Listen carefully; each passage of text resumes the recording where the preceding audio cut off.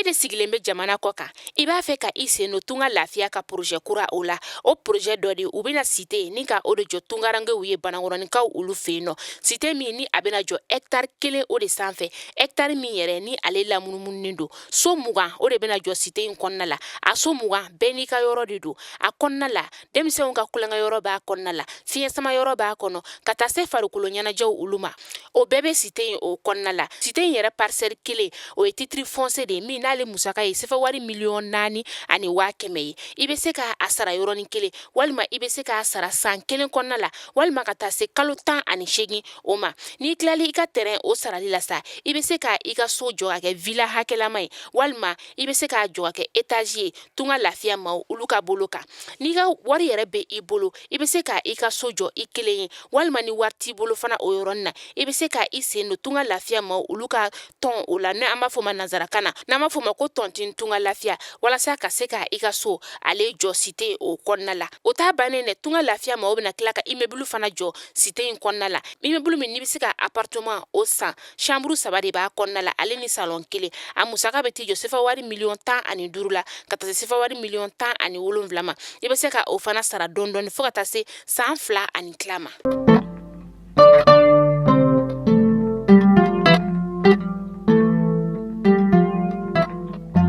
biye tarata marsi kalo kile 14 san 2023 Mali kunnafoni jamana lajɛbagaw aw minnu mi an filɛ sanga na a wagati Mali kɔnɔ fo ka taa se Mali kɔkana ma an ka bɔlɔlɔ siraw kan Mali kunnafoni.net an bɛ aw fo ni ka aw wale ɲuman dɔ dɔn tɛ fɔli min na aw bɛ sigili ka bamanankan kunnafoni min ma kɔnɔ o wagati sera aw bisimila ko kura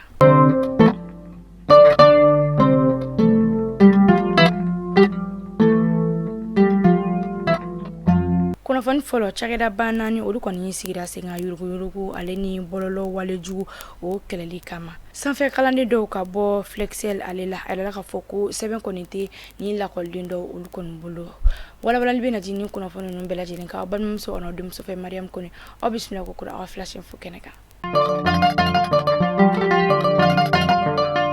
kunnafoni daminɛ la cakɛda dɔw kɔni sigira sen kan min bɛna fara Mali sariya taabolo kan o dɔ bɛ tali kɛ cakɛda kɛrɛnkɛrɛnni musakako ta fanfɛla la hadamadenya hakɛw o lafasali ɲɛmayaso fo ka taa se foroba cakɛda kɛrɛnkɛrɛnni dɔw minnu kɔni bɛ walejugu olu kɛlɛ bɔlɔlɔw sanfɛlaw la maa minnu bɛ yen nɔ n'olu kɔni bɛ jamana wari olu kɔni dun bɛ se ka lasɔrɔ cogoya min na cakɛda kɛrɛnkɛrɛnni o kɔni bɛna sigi sen kan o kama o de la lajɛ in kɔni ale bɛna kɛ sababu ye faamuyali bɛna di mɔgɔw ma yɛlɛmali ale cogoyaw kan ɲɔgɔn in kɔni daminɛna a ko kan sariya tigilamɔgɔ olu fɛ ale ni société civile maaw olu dɔw fɛ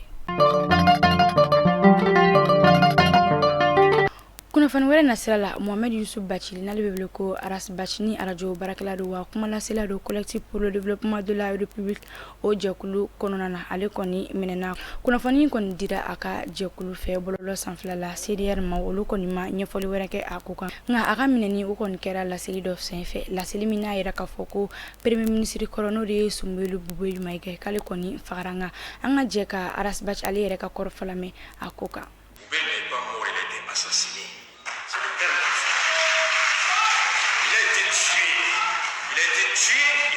assassiné. La question qui se pose, Boubé ka avocat ou lettre semaine, ka opinion alertée à l'état de santé sur la base du rapport de ces médecins, ka rendu public, a fourmuso ou lettre semaine public a dit, a promuso plus de 100 ans au Kakumaka et Djebemine. Mais moi je n'ai vu au CNT l'organe de contrôle du gouvernement qui est l'autorité poursuivante du Boubé, n'a pas appelé le gouvernement au CNT sur la question du droit de l'homme. Ça m'a posé. Il y a des représentants de Asma au CNT. Aucun d'eux n'a interpellé le ministre de la Justice. Aucun d'eux n'a dénoncé cela. La demande est le parti qui nous a amené les droits de l'homme. Et les droits de l'homme garantis à tous, même aux condamnés, le droit à la santé, le droit à la protection de sa vie. Où étaient les cadres de l'ADEMA, les cadres de RPM qui sont au CNT, qui ont vu assister, personne n'a interpellé l'autorité jusqu'à rendre Boubé mort. Voici la... a yɛrɛ k'a fɔ ko kalanden ba 5 a kɛ ka bɔ faculté des lettres des langues et des sciences du langage a yɛrɛ k'a fɔ ko sɛbɛn kɔni tɛ ni lakɔliden dɔw bolo nin ko in kɔni ɲɛ dɔ la sɛgɛsɛgɛli dɔ senfɛ Bamako ale kɔnɔna na UELSAH ale kalanso yɛrɛ la ale kalansoba yɛrɛ la communiqué dɔ kɔnɔna na communiqué in kɔnɔna na université ɲɛma ale kɔni y'a yira k'a fɔ ko ka fara sanfɛ kalanden ba 5 ni ko hakɛya o gafe jɔnjɔn o kɔni tɛ maa dɔw bolo fɛn min ye u tɔgɔ sɛbɛnni fɛnɛ ye faculté des lettres des langues et des sciences du langage k'olu kɔni fɛnɛ ma ɲɛnabɔ ka fara o kan étudiant minnu n'olu bɛ n'olu ye professionnel ye k'olu fɛnɛ ye darasi 1000 de kɔni sara u ka tɔgɔ sɛbɛnni o waati la ka sɔrɔ ka kɛɲɛ ni kalanso laɲini o ye k'u kɔni tun kan ka sefa wari 50,000 o de sara nin bɛɛ kan gafe in kɔnɔna na a yirala k'a fɔ ko sɛgɛsɛgɛli fɔlɔ ale senfɛ maa minnu bɛ n'olu kɔni tɔgɔ yira la k'olu kɔni ɲangili kɔni tara ka olu sɛgɛrɛ wa sɛgɛsɛgɛli baara wɛrɛ olu kɔni bɛ ka ta ka ɲɛsin IM ale ni sanfɛ kalanso ale baarakɛla dɔw ma wa sɛgɛsɛgɛli ninnu kɔni bɛ kɛ sababu ye ko in kɔni a ɲɛ bɛ dɔn ka ɲɛ sɛgɛsɛgɛli in kɔni bannen kɔfɛ maa o maa ko ne de tɔgɔ yira a ko la i bɛ ta ka bila sariya tigilamɔgɔw olu ka bolo kan.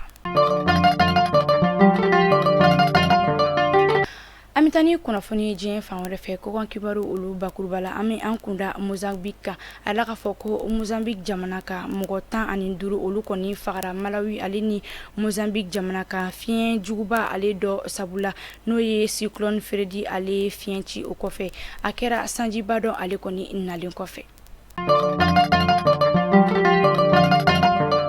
An bɛ taa Itali jamana kan a yɛrɛ k'a fɔ ko maa 30 ɲɔgɔn olu kɔni tununna ni ka maa 17 olu kɔni ni kɔni sera ka kisi jikan kuluba dɔ furulen kɔfɛ min tun bɛ ka bɔ parafinna gungana taamandenw ye Libi ni ka t'u kunda garde cour Itali jamana ale yɛrɛ kan.